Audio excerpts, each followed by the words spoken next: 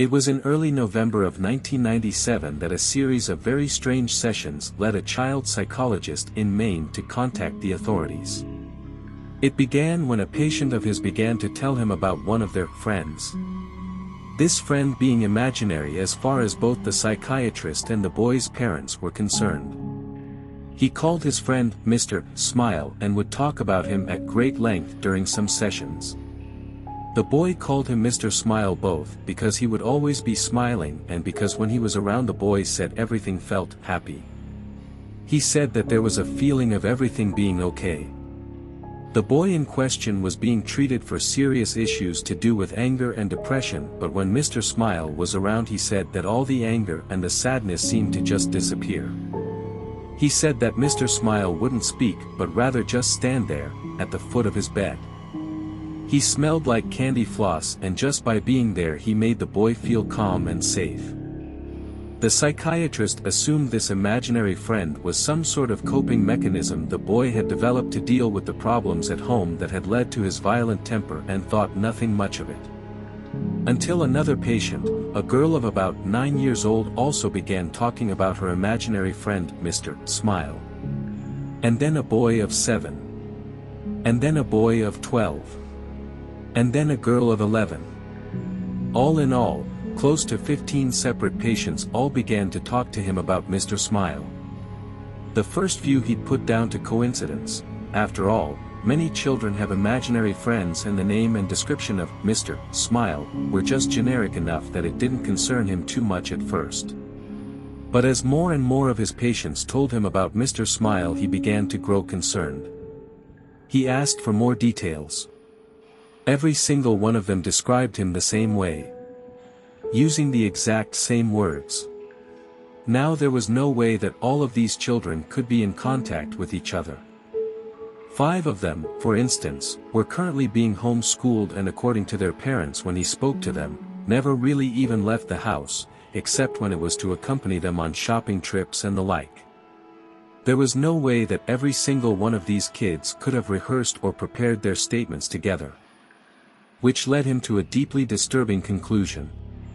He spoke privately with each of the children's parents one at a time. He avoided disclosing too much information but told them that something troubling had cropped up in multiple sessions with various patients and that he believed that there was a chance their child was at risk. He asked for their permission to discuss matters with the authorities and the parents gave their consent, provided they were kept in the loop as to what was going on.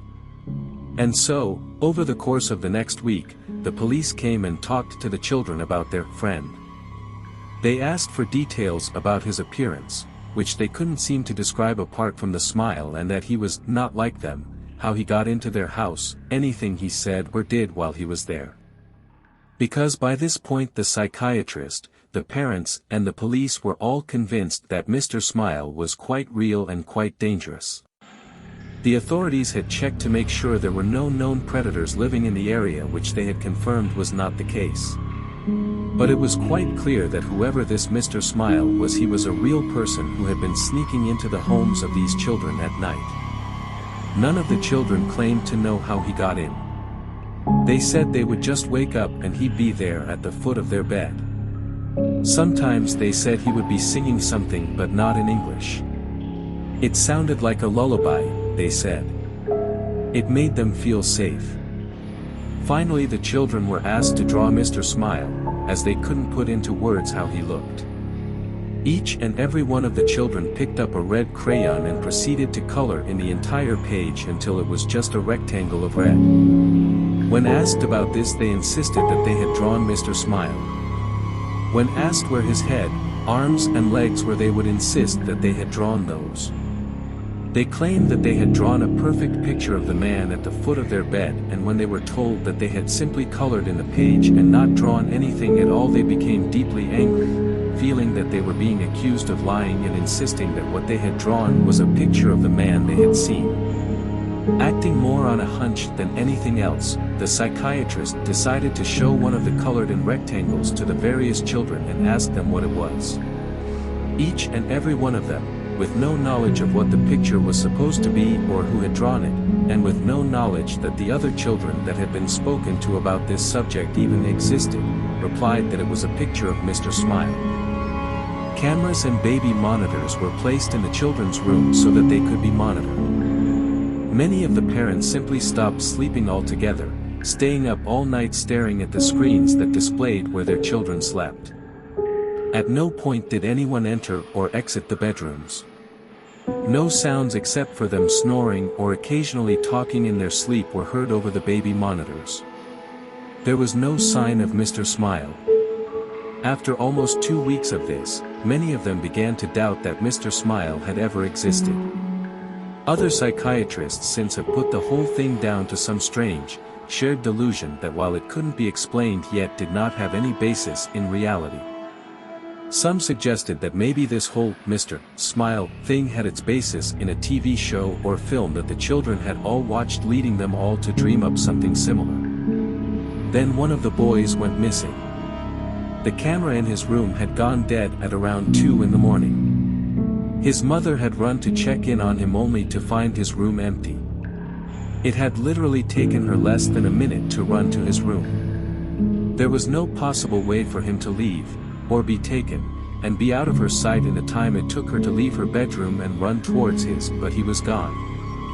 She said there was a smell like cotton candy in the room. The search for the boy turned up nothing. No one had seen anything strange or unusual around the home before or during the disappearance, and no trace of him was ever found. It was less than a week later that one of the girls who had spoken of Mr. Smile vanished as well. Then another. Then another of the boys. One by one each of them began to disappear, until only 4 remained. The 4 remaining children began to talk about how Mr. Smile and his friends were going to take them away soon. When asked about these friends, they talked about how Mr. Smile lived with the other smiling men in the happy place, and that he would take them there soon. They said that there were lots of people there already and that in the happy place everything was beautiful. They said that they knew about it because Mr. Smile talked to them in their heads because he couldn't talk like other people did, and that he would show them pictures in their heads of the place they were going. Things began to get increasingly disturbing. After a few weeks, the children began complaining of headaches and nausea. Their schools reported that they had begun to suffer hallucinations, and 2 of them started complaining that they didn't like the place that Mr. Smile was showing them anymore. One began screaming for half an hour, acting as if they were having a fit and screaming for the colors to stop. That the colors were horrible and that they needed them to go away. One of the children claimed that Mr. Smile was talking to them in their head all the time now and was telling them things. Terrible things. But that they couldn't talk about it. That they mustn't because then their parents would know about the terrible things too.